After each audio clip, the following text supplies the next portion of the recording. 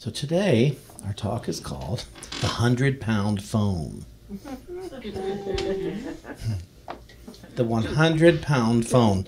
I was with a group recently, and I heard a friend of mine mention that some days it's so hard, and I need help, but the phone weighs 100 pounds, and I can't pick it up to reach out for the help I need. And that is so common amongst so many of us. You know, this phone, this phone, I want it, but it weighs too much to get it up to my ear. It just weighs too much to get it up to my ear. I can manage to get it back up to the table, but I cannot pick it up. And there's so many people who are willing to help. If I remember once somebody who was part of a fellowship, and I said, call people, get phone numbers and call people. And he said, but I don't know what I would say once I did. And I said, well, make the call, you'll find out. It's so simple. It's really simple. Life is very, very simple. We do not have to figure it out before we do it. We just have to do it and find out. Now, the bear of it some days is you manage to lift up that 100-pound phone and nobody's home that day. You're dialing and dialing and dialing. I know this because it has happened for me. In life. I remember early on in my healing, I called so many people, not one person was home, including my mentor. And it hurt my feelings. It's like, don't you people know I'm in need? I'm falling apart here, and I don't know what to do. And so I just kept going to fellowship meetings, and still, it was one of the hardest days in all my years of healing. And it did dawn on me, okay, there's something good about this. Because it was too coincidental. Because I had a lot of phone numbers. It was just too much. Too coincidental to realize nobody's picking up. I guess I need to sit with myself or call yet somebody else. By midnight, I found somebody. Actually, I was at a meeting, and a friend of mine invited me over. I don't know if he invited me over or I asked if I could come to his place and talk. And he said, absolutely. And he even let me smoke in his apartment. I was in that great a need. And he had quit smoking, but he said, yeah, you can smoke. Because this is a different era. This is almost 30 years ago. And it helped me so much. But I am one who usually is willing to pick up the phone. They taught me early on, the people who taught me, they said, you make phone calls, Shawn. You get numbers from people who you think have found success in what you want. And you call them and you find out what they did to have their success. There's people all over the place who are too embarrassed to call, to pick up the phone, to invite someone to lunch, to ask someone to coffee, to just talk about their stuff. And I'm not talking about calling a therapist for a free session. That's different. We're talking about calling one-on-one with people, you know people in your church community, to call and say, I hurt today. This came up today. That came up today. It's like not so many, but enough people over the years have been angry that I never called them when something was going on in their life. And I'm here to say, you didn't call me. I would have been happy to talk with you. I don't know what happened with you, with your mother. I kept trying to call the wrong number. And so that happens too. If I hear about something big, I will reach out. But if you want the comfort, you have to call forth the healing for yourself. The world is lined up to serve you, to help you, but it is not lined up while it's unaware. If you want to know how somebody knows God, because you think, wow, they have some spiritual life, I need to talk to them to find out, how is it they know God so well? How is it they trust? How they're powerful manifestors. How did that come about? Boy, I really identify with them. I knew a guy, I remember when we opened Unity of New York, we were probably open a couple of years at this point, and a young guy was upset because people didn't ask him to coffee. They didn't ask him to lunch. They didn't ask him on a date. They didn't. And he decided one week he was going to stand on the side and wait for somebody to come up to him. And if they didn't, he was leaving the church. And they didn't, and he left the church. I remember a woman here who I liked a lot. She used to come to classes. She came on Sunday. Her name is...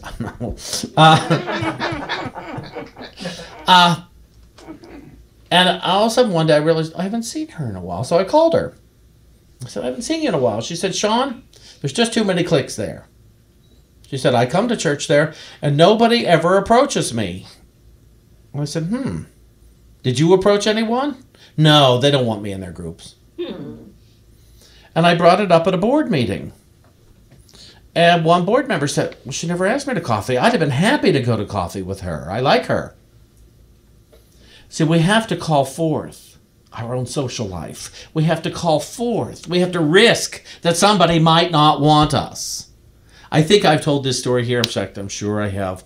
Where if I go to a party and I don't know people, I have discovered often if people are in a deep discussion, you're really not welcome to join in that discussion. You're going to stand there, odd person out. They ain't heavy, they is my person. I don't know that song, but that's why we need to rewrite that. But so I'll go sit by myself in an empty room. And pretty soon there's people around me. And what I'm doing is praying, not in a chair like that. My eyes are open, I'm happy, and pretty soon people are coming around me. Shawn, how do you do? I'm da-da-da-da-da. What do you do? And then suddenly a conversation starts I've started a new clique. And I try to remember while I'm to stay open to new people coming into the conversation because I know how uncomfortable it can be. I learned this lesson when I was a teenager and I was a cater waiter at a party. And a woman I worked for at a restaurant, I was a busboy back then, she just went and sat down in the living room with not another soul in there. Next thing you know, she was surrounded by people. And I thought, oh, that's a good one. That's a good trick. Because otherwise, people leave parties, oh, nobody wanted to talk to me. And it is a risk. It's a risk to sit down in that chair in an empty room. People always, now people I know have gone and done it themselves, and they've done it with great success. And so I know it works. You got to check your willingness. Get a lighter phone. Ouch. See, it weighs nothing now. That thing weighs no jam. A lot of people think God is not present. A lot of people, they have their doubts about God. Oh, God's not there for me. Why me? Well, because we've forgotten we're having a very human experience. All these things. Anybody here ever stepped on a bug? Yeah. That bug had a family. That bug had a life. That bug had things going on. Squash. And that's kind of what we are with life. We have families. We have experiences. And for some of us, squash. Things happen, trees fall on us. People are unkind. We fall in holes. I did that at the beach recently. Walking along, not paying attention. Down I went into a hole. It's not. I don't say this for us to be frightened. I say this for us to become aware. Oh, I need to love everybody one way or another so that I can love myself and vice versa. But also I need to create a God that loves me on the hardest days. Because we're all creating God. We said God created us, but really we created God. We people, we had instincts, we had sensations, and so we created a God in our own image and likeness, but tried to elevate it a bit, gave it more power, more magical powers, gave it a wand, what have you. And but still, we created God in our image and likeness instead of the other way around. And so, but we many of us did not create a God that liked us, that was on our side 100% of the time. And so it became the 100-pound prayer to face this God of our understanding, because we tried to go into hiding. It's what you read about in the book of Genesis with Adam and Eve. Now, we all know Adam and Eve is an allegory. It's not history. But we've done it, where we went against what we knew to be right, what we knew to be true, and then tried to hide from God. Tried to hide from love because we were afraid love would no longer have any use for us. We tried to hide from intelligence, power, presence, because we were afraid it would no longer have any use for us because we had sinned. And then what happens? Let's find another person who sinned worse than us, so we can hate them, or worse, loves God more than us and we can hate them because they have something we don't have. And we don't, not only that we don't have, we're afraid we can't get. I learned early on in my healing, I created a God, because I saw these people who had a God, and I'd heard their stories. And there's none of their stories, what I would call worse than mine. But these people, they had a profound love in their life. They'd had a spiritual awakening, and I wanted that spiritual awakening. I didn't want to be afraid of the phone. I wanted to pick it up no matter what it weighed. And I wanted to pick up the prayer no matter what it weighed. Because I was told I was worthy. And it didn't matter about my past. It didn't matter how my parents had treated me. It didn't matter if I had lied, if I had cheated, if I had stolen. None of that mattered. What mattered is find a relationship with a God, a higher power that loves you. And loves you with an everlasting love. And then they told me, get on your knees and pray, Shawn. So I thought, what the heck? I've never done that before. Let's see what happens. And I got on my knees at my bedside, and overnight my life changed radically. I did not get on my knees and say, oh, please, God. I got on my knees and said, what's up, God? What's up? This is what I see. But what I see can't be true, because what I see is so limiting and limited. It can't be that I am bad, can it? And then I would get voices, I would hear things, and I would express my gratitude. My favorite prayer, though, was to surrender to what I was told was the will of God, which was to be happy, joyous, and free. And many of you have heard me say this prayer. It comes from the third step of the AA Big Book. And it says, God, I offer myself to thee, to build with me and to do with me as thou wilt. Relieve me of the bondage of self, that I may better do thy will. Take away my difficulties, that victory over them may bear witness to those I would help, thy power, thy love, and thy way of life. Well, okay, so we break it down. God, I offer myself to thee. Okay, that just means to me, good, I offer myself to thee. Love, I offer myself to thee. Peace, power, intelligence, I offer myself over to that. And then it says, relieve me of the bondage of self. It took years for me to understand what that meant. Years and years. Said it anyway, memorized that prayer. But bondage of self, bondage. And at first I thought it just meant that I would want to hurt someone else or someone else would want to hurt me. That was the bondage of self because I was always feeling in danger in the world. You know, either a stranger was going to attack or a friend was going to attack and one went through gossip, criticism, whatever. And finally, a few years ago, I go, oh, the bondage of self is that I think it's all about me. I think everything I read, say, do, the look on your face, the weather, money in general, is about me. The street conditions, it's all about me.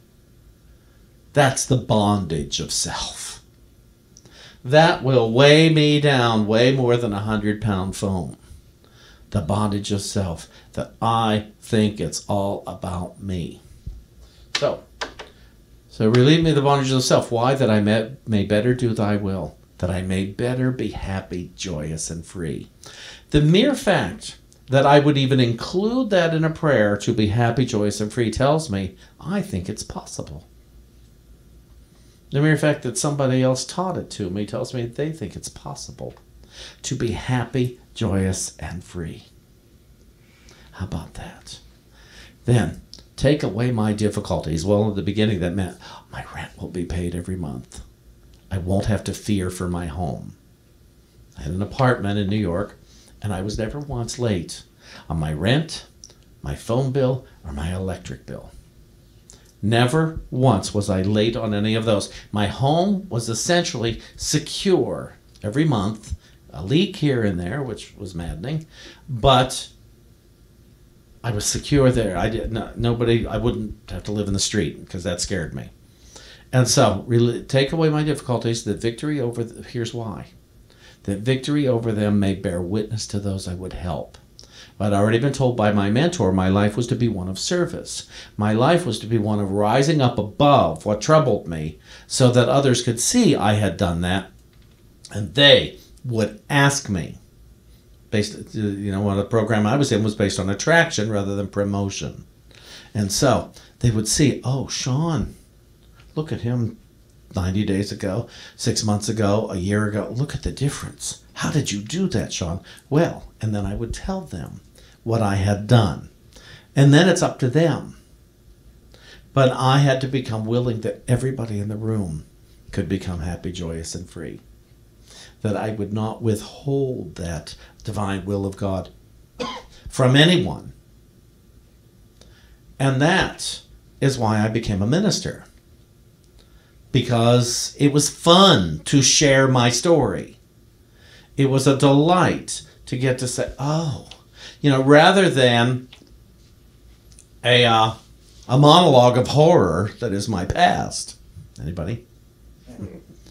I got to tell the joy of my healing. I got to share. Yes, it was like this, but listen to this. When I had these thoughts, this began to happen. And when I had these thoughts, this began to happen. I'm here to prove to you the phone only seems like it weighs 100 pounds. It doesn't really. Look, woo! It's so lightweight. I remember a guy that used to study with me in the city, and he dreaded the phone ringing in his office. And I said, from now on, whenever it rings, you make the declaration, only friends call me here. Only friends call me. Imagine that. Every time you see potential spam on your phone ID, only friends call me. Now, you can choose to answer not for the potential spam. And I've had a couple of potential spams that actually were valid phone calls. So it's like, do I answer? But I don't hate the people that call anymore. I'm not mad at them. I hang up on them. You cannot slam a cell phone down on anybody. You can no longer assault them with that. When they call us here at the church to talk about our mortgage and our driver's insurance, and sometimes I say, gang, you're calling a church. Or other days I'll say, you are the funniest. And then just click the phone. I'm not going to take the time to listen because we don't have anything in common. Really, at this point, because they have a function to sell insurance, to sell whatever product. If I'm not buying it, if I'm not interested in it, if I don't see a potential future in it, I personally don't own a phone, or what do you call it? Not a phone, I own a phone. A home. David owns the home, he owns the cars. And so we got nothing to talk about today, if that's all you want. And so I say, no, thank you. Sometimes I say, oh, no, thank you. And I let it go because I'm not going to have a visit where somebody's trying to convince me of anything or I'm trying to convince them of anything. And I don't feel like being clever. You know, some people have clever things. David's dad, oh, let me tell you about my day. They'd start to go on about it. But that's not the point. The point is, I can't afford to hate these people who call. They're doing a job. They're trying. I don't love that this is the way the business runs anymore. They must sell to somebody or they wouldn't keep doing it. It's like the National Enquirer. Somebody reads it. Or they wouldn't keep selling it in the newsstands. So for us to hate the gossip rags and what have you, it's so foolish. There are thousands and thousands of people buying it. Hate them. Don't hate them. Don't hate them. But understand, they're looking for something. Everybody's looking for God. When it comes down to it, everybody is looking for a way to feel loved or justify why they don't feel loved. And so in anyone's resistance to pick up the phone, it's because they're afraid of this love or that they won't get the love they want.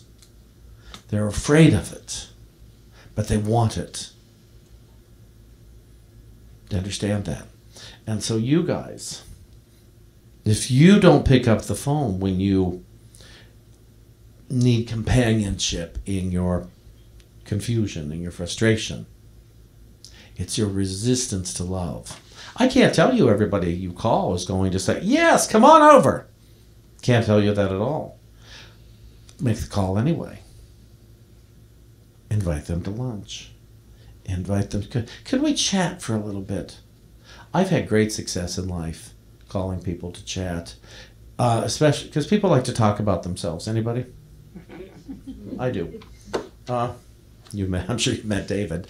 But David has wise things to say. David has a lot of experience. And he's helped a lot of people. And so to call people up and ask them about their own experience is really validating their worthiness. Now I just put this in the Friday newsletter. I don't know how many of you read it. James Dillard Friedman, who wrote the Prayer for Protection. And he wrote this poem that says, I am there. We're going next week we might have a song for it. I wrote to David, said, can you set this to music? It says, do you need me? I am there. You cannot see me, yet I am the light you see by. You cannot hear me, yet I speak through your voice. You cannot feel me, yet I am the power at work in your hands. I am at work, though you do not understand my ways. I am at work, though you do not recognize my works. I am not strange visions. I am not mysteries. Only in absolute stillness beyond self can you know me as I am. And then, but as a feeling and as a faith. Yet I am there. Yet I hear. Yet I answer. When you need me, I am there. Even if you deny me, I am there. Even when you feel most alone, I am there. Even in your fears, I am there. Even in your pain, I am there. I am there when you pray and when you do not pray. I am there. I am in you and you are in me. Only in your mind can you feel separate from me, for only in your mind are the mists of yours and mine. Yet only with your mind can you know me and experience me. Empty your heart of empty fears.